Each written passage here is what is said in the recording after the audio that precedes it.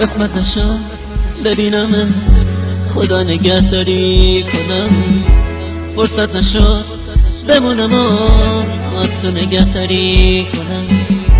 گفتم اگه ببینم دل کندنم سخته برام، اگه یه وقت بگی نرام رفتن پر از درد برام. گفتم صدا تو نشنوم، ندیدم از پیشت برم، پشت سرم زاری نکن، چی کار کنم مسافرم.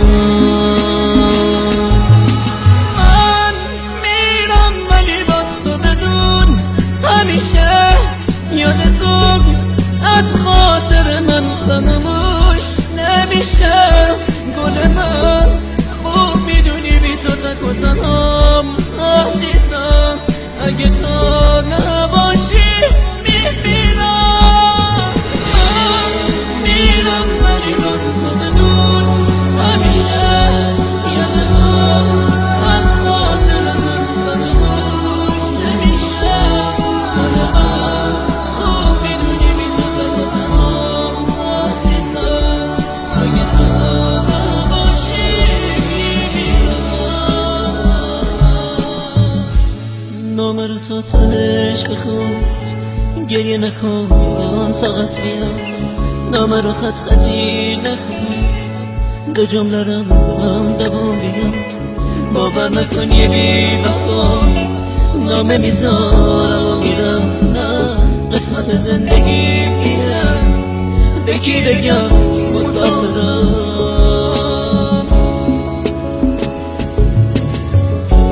سهم من از تو دوریه، تو لحظه های بی کسی قشنگیه، قسمت ماست که ما به هم نمیرسیم.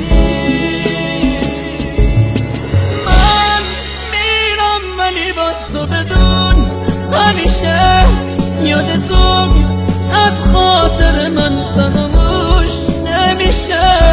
گل من خوب میدونی بی تو تک و تنهام عزیزم، اگه تو نباشی میمیرم. من میرم ولی با تو بدون همیشه یاد تو از خاطر من فراموش نمیشه.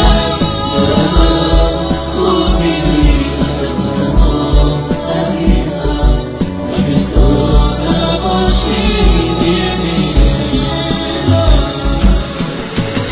همیشه زنده میمونم با یاد ترانه ها، منو ببخش اگه باز عشقم چکی تو نامه ها.